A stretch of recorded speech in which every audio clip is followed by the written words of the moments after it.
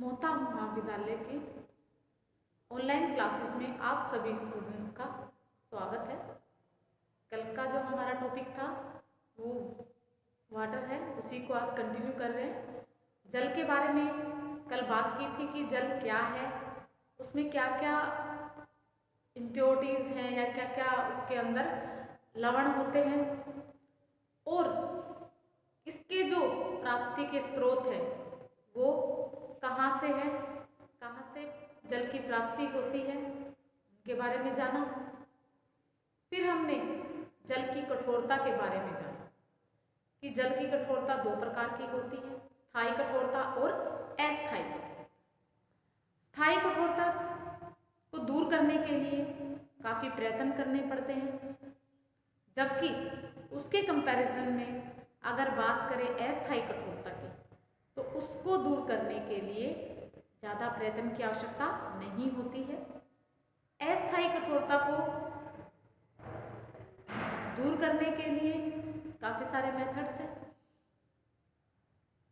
अस्थायी कठोरता किसको कहते हैं?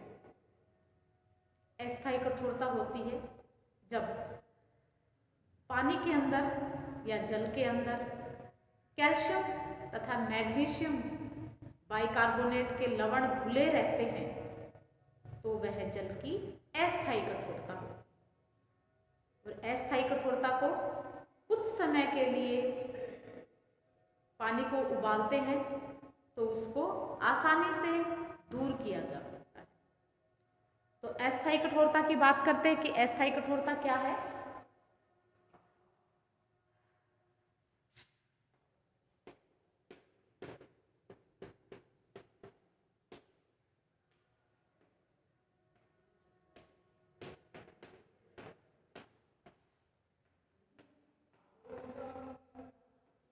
टेम्परेरी हार्डनेस है, इसके अंदर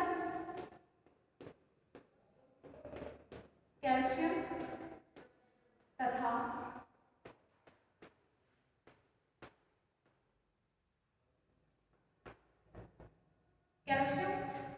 मैग्नीशियम के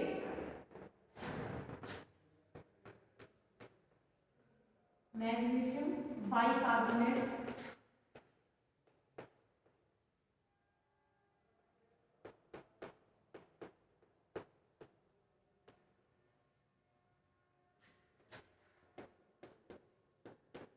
लवण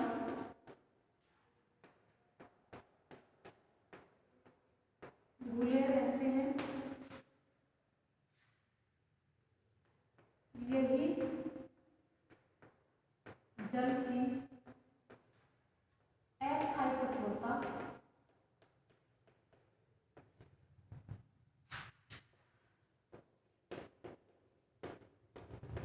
कहलाती है।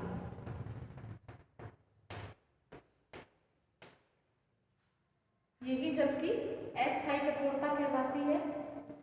अस्थायी कठोरता से तात्पर्य कि ऐसे जल को उबाल देने से ही, ऐसे जल को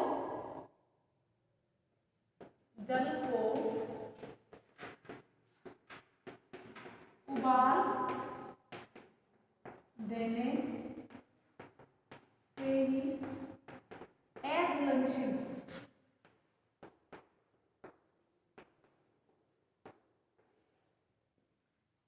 अघुलनशील कार्बोनेट के रूप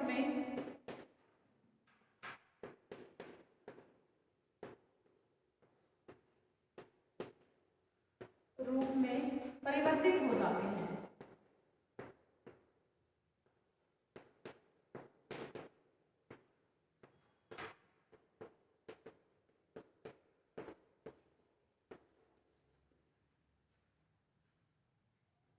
और कार्बन डाइऑक्साइड जो है वो वाष्पीकृत होकर उड़ जाती है तथा केवल कार्बोनेट का अंश ही बच जाता है। केवल कार्बोनेट के अंश बच जाते हैं जो उबलने के बाद पानी में शेष रह जाते हैं और बर्तन में नीचे की तरफ बैठ जाते हैं। बर्तन में नीचे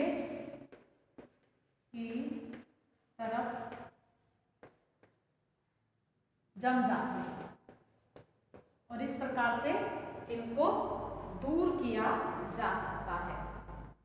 इस प्रकार जल को निथार लेने से जो उसकी अशुद्धियां हैं वो दूर हो जाती है। अतः अस्थायी कठोरता को परिभाषित किया जा सकता है कि जल की ऐसी कठोरता जिसे उबालकर तथा अन्य आसान तरीकों से सरल विधि से दूर किया जा सकता है, अस्थायी कठोरता कहलाती है।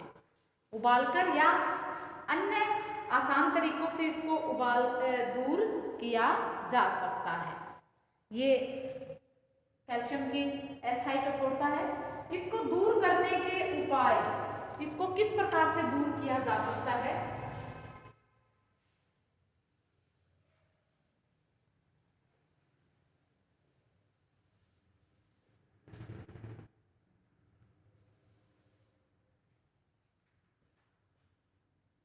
दूर करने के उपाय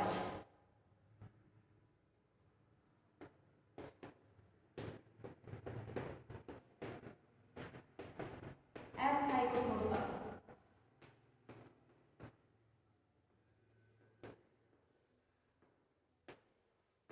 अस्थायी कठोरता को 3 तरीकों से दूर किया जा सकता है। पहला है उबालकर,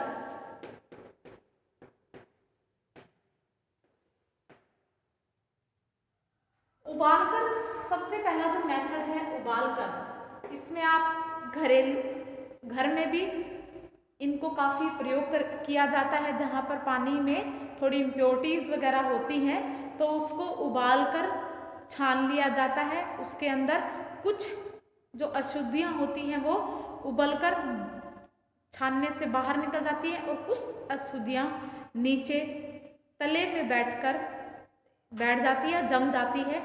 उनको फिर पानी को निथार कर दूर किया जा सकता है।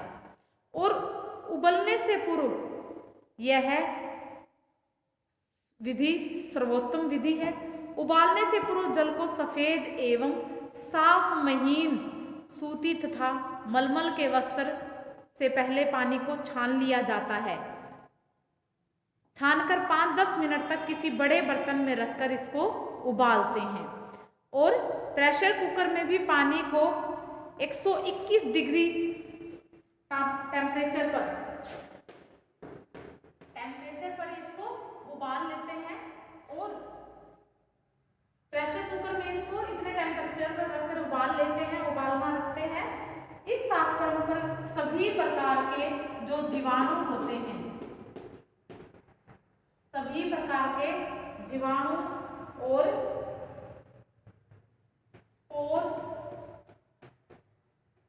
कर्मी के अंडे, कीड़े वगैरह होते हैं, उनके अंडे वगैरह जो होते हैं वो लार्वा आदि मर जाते हैं।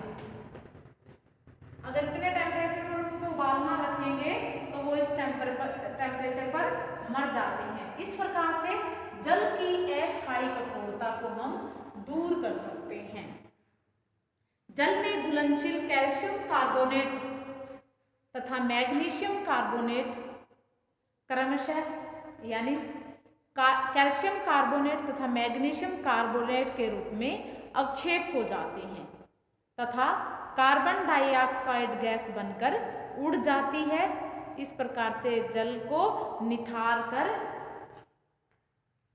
पानी को स्वच्छ किया जा सकता है। अब अगला जो मेथड है इसके अंदर वो है सोडियम हाइड्रोक्साइड या अमोनियम हाइड्रोक्साइड डालकर अशुद्धियों को दूर किया जाता है। दूसरा जो मेथड है इसके अंदर, दूसरा मेथड है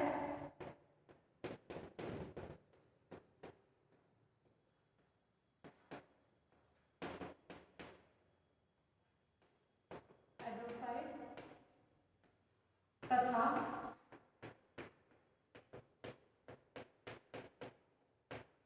अमोनियम हाइड्रोक्साइड।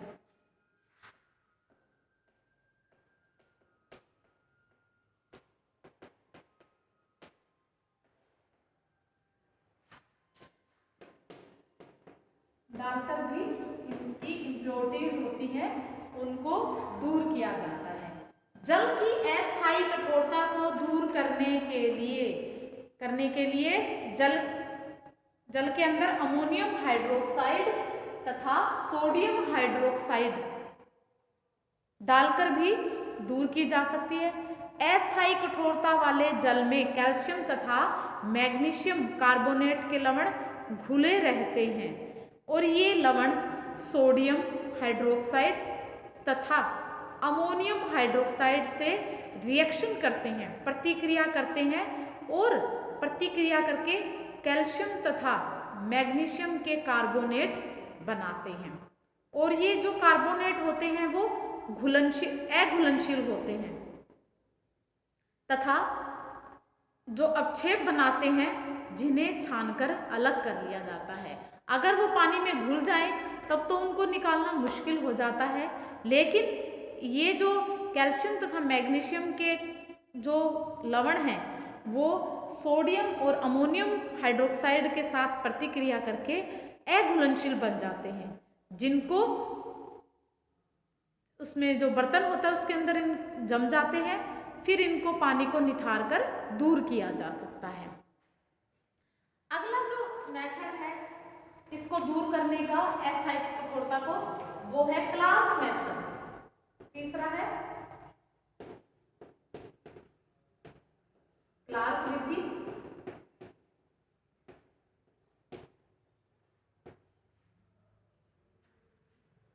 क्लार्क विधि, इस विधि में जल की अस्थायी कठोरता को दूर करने के लिए चूने का पानी मिलाया जाता है। इसके अंदर चूने के पानी को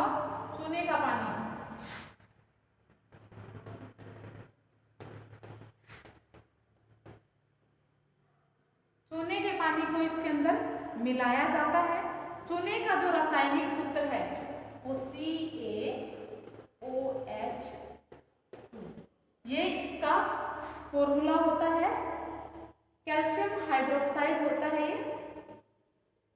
चूना CO2 को अवशोषित कर लेता है, कार्बन डाइऑक्साइड को ये अवशोषित कर लेता है अपने अंदर, और तथा कैल्शियम कार्बोनेट के अघुलनशील, इसको तो क्या कर लेता है, अवशोषित कर लेता है,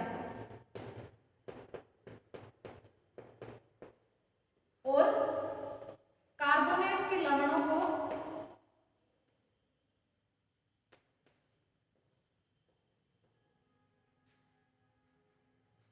कैल्शियम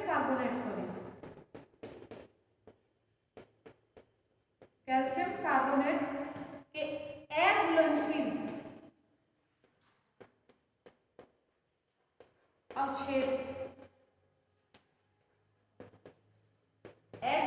जहां पर अवक्षेप हो जाएगा तो वो क्या है, पानी को छानकर उसमें से ये चीजें बाहर निकाल लेते हैं। और इसको छानकर क्या कर लेते हैं, कार्बन डाइऑक्साइड को तो चूने ने क्या कर लिया, अब्जॉर्ब कर लिया अपने अंदर, अवशोषित कर लिया, और जो कैल्शियम कार्बोनेट के अघुलनशील अवक्षेप बना देता है और जिससे पानी को निथार कर अलग कर लिया जाता है। इस प्रकार जल की जो अस्थायी कठोरता है उसको दूर किया जाता है। तो हमने जाना कि जल की अस्थायी कठोरता को दूर करने के उपाय, उबालकर दूर करना, सोडियम और अमोनियम हाइड्रोक्साइड है उनको मिलाकर जल की अस्थायी कठोरता को दूर करना। और जो तीसरा जो मेथड था क्लार्क विधि के अंदर क्या करते हैं, चूने को पानी के अंदर डिसोल्व कर देते हैं, जिससे कार्बन डाइऑक्साइड होती है वो चूना उसको अपने अंदर अब्जॉर्ब कर लेता है, अवशोषित कर लेता है, और कैल्शियम कार्बोनेट के अघुलनशील अवक्षेप बना देता है, जिससे पानी को निथार कर अलग कर लिया जाता है, जिससे पानी साफ हो जाता है और उसकी अस्थायी कठोरता दूर हो जाती है। तो इस प्रकार से क्या है, ये हम पानी की अस्थायी कठोरता को दूर कर सकते हैं। तो ये थी हमारी पानी की अस्थायी कठोरता को दूर करने के उपाय। अब इसके अंदर हम क्या करेंगे, ये तो हो गई हमारी पानी की कठोरता को दूर करने के उपाय, हमने कंप्लीट कर लिया इसको। अब आगे इसमें जो करेंगे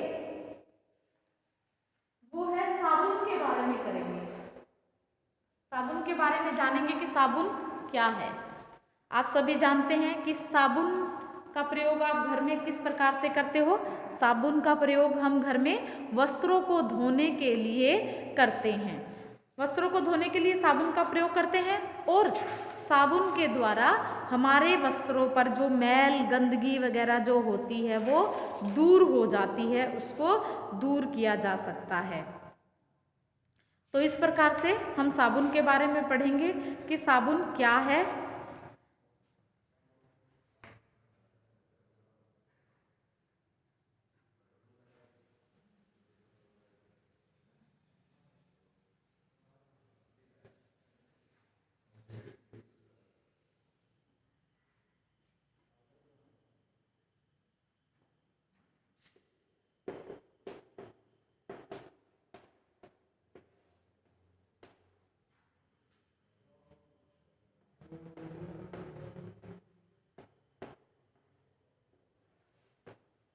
साबुन या सोप,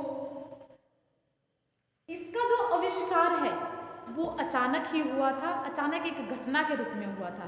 अचानक ही खाना बनाने वाली वसा एवं जो लकड़ी थी, लकड़ी की राख के आपस में मिल जाने से एक पदार्थ का निर्माण हुआ, जिसमें क्या है, शोधक गुण पाया गया, जिसमें वो अब्जॉर्ब करने का गुण पाया गया।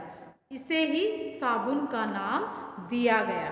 लकड़ी के राख में सोडियम, फॉस्फोरस, नाइट्रेट एवं हाइड्रोक्साइड होते हैं और ये सभी क्षार होते हैं। इसी क्षार के वसा के साथ मिल जाने से साबुन का निर्माण होता है। क्षार को साबुन के साथ वसा के साथ मिलाने से साबुन का निर्माण होता है। परंतु उस समय में जो साबुन निर्मित हुए थे उनमें स्वच्छक गुण कम होते थे, यानी सफाई के गुण कम होते थे और वे थोड़े कठोर होते थे, जिससे रेशों को हानि पहुंचती थी। कई बार वस्त्र की रंग, चमक, सौंदर्य एवं आकर्षण ही समाप्त हो जाता है। तो इस प्रकार से हम साबुन की परिभाषा देंगे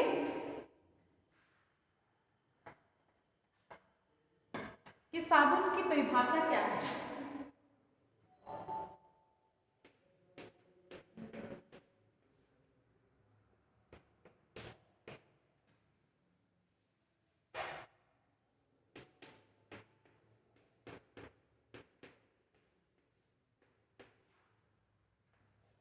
वसीय अम्लों के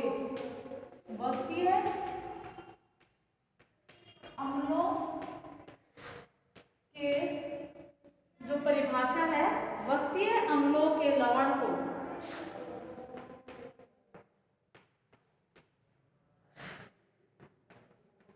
साबुन कहते हैं। वसीय अम्लों के लवण को साबुन कहते हैं। इन्हें साबुन कहा जाता है। इसकी परिभाषा है, साबुन के निर्माण में क्षार एवं वसा या तेल का प्रयोग किया जाता है। क्षार एवं वसा या तेल का उपयोग किया जाता है। वसा के लिए हम कौन सी वसा का प्रयोग कर सकते हैं? इसके लिए प्राणी और वनस्पति, प्राणी या फिर वनस्पति, दोनों ही प्रकार की जो वसा है उनका प्रयोग, जो वसा है इनका प्रयोग हम कर सकते हैं। वसा का भी प्रयोग कर सकते हैं, तेल का भी प्रयोग करते हैं। क्षार तो इसमें इंपॉर्टेंट है, इनके साथ में हम वसा या तेल का प्रयोग कर सकते हैं। और ये जो वसा है किस रूप में है, चाहे प्राणीज हो चाहे वनस्पतिज हो, यानी जो घी वगैरह है वो कौन सी होती है, प्राणीज होती है। ऑयल्स जितने भी होते हैं वो वनस्पतिज होते हैं। तो ये क्या है, हमारे फैट्स होते हैं, फैट एंड ऑयल। जो साबुन का संगठन है, तो परिभाषा के बारे में जाना, वसीय अम्लों के जो लवण होते हैं उनको साबुन कहा जाता है। और साबुन बनाने के लिए किसका प्रयोग करते हैं? क्षार या तेल एवं क्षार एवं तेल या वसा का प्रयोग करते हैं। चाहे वो वसा या तेल प्राणीज हो या वनस्पतिज हो, दोनों प्रकार के ही वसा या तेल का प्रयोग हम कर सकते हैं। अब इसमें संगठन की बात करते हैं कि संगठन जो कंपोजिशन होता है साबुन का, कंपोजिशन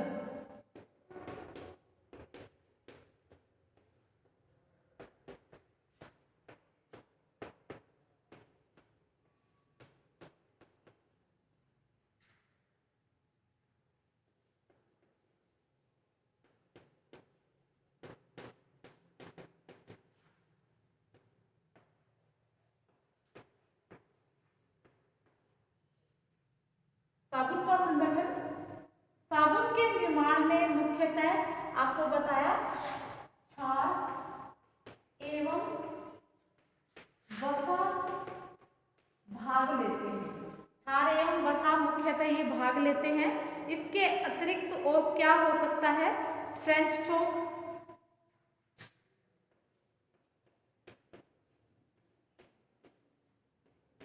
फ्रेंच चोक हो सकता है।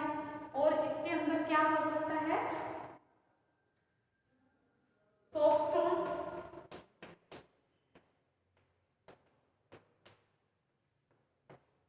स्टार्च, सोपस्टोन हो सकता है, स्टार्च हो सकता है, सोडियम सिलिकेट हो सकता है,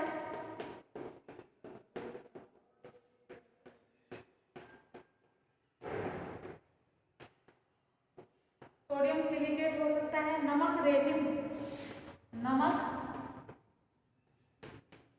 रेजिन इत्यादि का प्रयोग किया जाता है इसके अंदर। ये पदार्थ साबुन की मात्रा को बढ़ाने, ये साबुन की मात्रा को बढ़ाने, ठोस करने अथवा भराव करने के काम आते हैं। जो भी ये है मुख्यतः क्षार और वसा होते हैं, लेकिन फ्रेंच चोक है, सोपस्टोन है, स्टार्च है, चाहे नमक है, चाहे रेजिन है, चाहे सोडियम सिलिकेट है, ये क्या काम करते हैं? जो साबुन है उसकी मात्रा को बढ़ाते हैं, फिलिंग की यानी भराव के काम के लिए इनका प्रयोग किया जाता है, और उसको हार्ड करने के लिए भी इनका प्रयोग किया जाता है, और इस प्रकार से साबुन का निर्माण होता है। तो ये हुआ हमारा क्षार प्लस में वसा, इन दोनों को मिलाकर क्या बन जाता है? हमारा साबुन बन जाता है।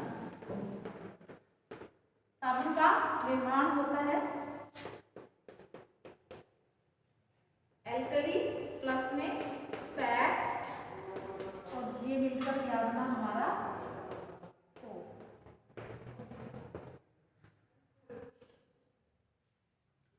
तो अब इसमें हमने साबुन के बारे में बात की कि इसकी डेफिनेशन की बात की, इसकी कंपोजिशन की बात की कि किस प्रकार से इसको बनाया जाता है, क्या क्या इसके अंदर पाया जाता है। अब इसमें हम बात करते हैं कि अच्छे साबुन के कौन कौन से गुण होने चाहिए, अच्छे साबुन में कौन कौन सी क्वालिटीज़ होनी चाहिए, तब जाकर वो अच्छा होता है। तो अच्छे साबुन के लिए शोधक पदार्थों में वस्त्रों को साफ करने के गुण होने चाहिए। कौन से गुण होने चाहिए इसके अंदर? सबसे पहले इसके अंदर आता है कि वस्त्रों की रचना, आकार एवं संगठन के अनुसार यह वस्त्रों को हानि नहीं पहुंचाए, इस प्रकार के साबुन होने चाहिए। ये नहीं है कि हमने साबुन को प्रयोग किया और वो हमारे वस्त्रों के जो उसका आकार है, उसके जो रेशे हैं, उनको नुकसान पहुंचाए, ऐसा नहीं होना चाहिए। फिर जो दूसरी क्वालिटी है साबुन के अंदर, वो होती है कि उसमें उत्तम साबुन की पहचान छूकर, स्पर्श करके और की जा सकती है। उंगली से दबाने पर अगर वह दब जाती है तो दर्द प्रतीत होती है। यदि अधिक नरम मालूम दे तो समझना चाहिए इसमें जल की मात्रा अधिक होती है, और ऐसे जो साबुन होते हैं वो शीघ्रता से गल जाते हैं। आप घर में भी यूज़ करते हैं तो देखते हैं कि जो सॉफ्ट साबुन होता है बिल्कुल हाथ लगाने से दब जाते हैं, वो जल्दी ही पानी में डिज़ोल्व हो जाते हैं, घुल घुल कर वो बह जाते हैं और वेस्टेज ज़्यादा होती है। तो इस प्रकार का साबुन भी नहीं होना चाहिए। कठोर साबुन उत्तम होते हैं, इनमें सोडियम सिलिकेट एवं अन्य पदार्थ मिले रहते हैं, जिनसे इनके आकार एवं वजन में वृद्धि तो आती ही है, परंतु स्वच्छ गुण होते हैं। ये वस्त्र को जल्दी से, इनमें शोधक क्षमता में कमी आ जाती है, अतः ऐसे साबुन निम्न स्तर एवं घटिया किस्म के हो जाते हैं। तो जो देखने में तो कठोर अच्छे लगते हैं, घुलते भी नहीं हैं, लेकिन इनको जो शोधक पदार्थों को सोखने की जो क्षमता है, इनमें कमी होने के कारण ये वस्त्रों को उतना अधिक फायदा नहीं पहुंचाते। ये उनके रेशों को, क्योंकि आपने देखा है कि हार्ड साबुन जब हम वस्त्रों पर रगड़ते हैं तो उनको बार बार रगड़ने से रेशे हैं वो डल हो जाते हैं, कलर फेड हो जाता है उनका, फिर रेशे हार्ड हो जाते हैं, उनको छूते हैं तो वो दरदरे दरदरे लगते हैं, सॉफ्टनेस उनकी खत्म हो जाती है। तो इस प्रकार ये रेशों को हानि पहुंचाते हैं। अगला जो गुण है साबुन के अंदर, कम क्षार या हल्के क्षार के प्रयोग से जो निर्मित साबुन होते हैं वो अच्छे रहते हैं तथा इनसे रेशों को कोई हानि नहीं पहुंचती है और वस्त्रों की पूर्ण सुरक्षा भी होती है। इस प्रकार के जो साबुन होते हैं। फिर अगला जो साबुन है उनकी बात करें तो पीले रंग की चमक वाले साबुन अच्छे नहीं रहते हैं। इनमें अत्यधिक मात्रा में रेजिन मिला होता है, जिससे वस्त्रों का रंग प्रभावित होता है। तो वस्त्रों इनमें स्वच्छ गुण भी कम होते हैं, यानी वस्त्रों को साफ करने का गुण भी कम होता है। आप देखते हैं कि पीले जो साबुन होते हैं उनको कपड़ों पर रगड़ देते हैं तो वो एक तो चिपक जाता है कपड़ों से, और दूसरा क्या है, वो अपना पीलापन भी उस कपड़े के ऊपर छोड़ देते हैं। तो ऐसे साबुन भी नहीं होते हैं। सफ़ेद दाने वाला साबुन अच्छा नहीं होता, क्योंकि इसमें अधिक क्षार मिले होते हैं। अधिक क्षार मिला हो तब भी वो नुकसान करता है। आप देखना, अधिक क्षार से हमारे जो हाथ हैं वो खराब हो जाते हैं। अच्छे साबुन में कोई चित्ती नहीं पड़ती है और न ही उनमें सफ़ेद दाने दिखाई देते हैं। जो अच्छे साबुन होते हैं, तोड़कर देखने से भी उत्तम साबुन की पहचान होती है। यदि तोड़ने के पश्चात वह दानेदार दिखाई दे तो समझ लेना चाहिए कि साबुन अच्छा है। धारीदार या पट्टियाँ वाला जो साबुन है वो घटिया किस्म का होता है। साबुन के स्वाद के ज्ञान से भी इसकी उत्तमता एवं गुणवत्ता की जांच की जा सकती है। साबुन के एक कण को जीभ पर रखने पर यदि स्वाद मृदु प्रतीत हो तो वह अच्छा साबुन होता है। अगर तीखा साबुन हो तो कठोर साबुन की पहचान होती है। साबुन विश्वसनीय जो भी फर्में होती हैं, दुकानें होती हैं, उन्हीं के जो चिन्ह हैं उनको देखकर ही खरीदना चाहिए। साबुन का पाउडर का प्रयोग करते समय ध्यान रखना चाहिए, क्योंकि इसमें sodium silicate, French chalk, sodium carbonate तथा अन्य पदार्थ मिले होते हैं। तो उनके अंदर इनका ध्यान रखना भी आवश्यक होता है। तो अच्छे साबुन के गुण क्या क्या हैं, यह आपको बताया कि इनके अंदर क्या क्या होना आवश्यक होता है। अब साबुन बनाने की जो विधि है, साबुन बनाने की विधियों के बारे में जानेंगे कि साबुन कैसे बनाया जाता है।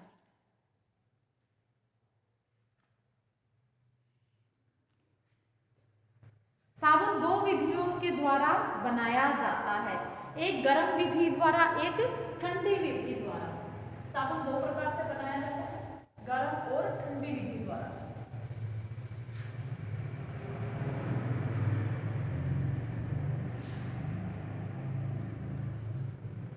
अब आज की क्लास में हमने साबुन के बारे में किया और उससे पहले पानी की अस्थायी कठोरता को दूर किया।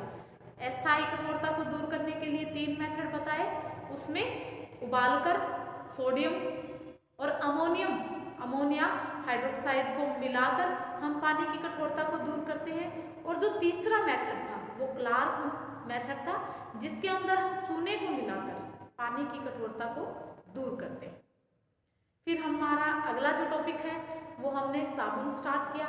सोप के बारे में जाना कि क्या होता है, क्षार और वसा एवं तेल के लवणों से बनाया जाता है। यह इनके लवण होते हैं तब जाकर साबुन बनता है। और साबुन में क्या क्या क्वालिटीज होनी चाहिए ये जाना, अच्छे साबुन की क्या पहचान होती है, इसकी परिभाषा क्या है। तो आज के लिए हम इतना ही करेंगे। कल की क्लास में हम इसकी विधियों के बारे में जानेंगे कि साबुन का निर्माण किन विधियों के द्वारा किया जाता है। Okay, bye, have a nice day.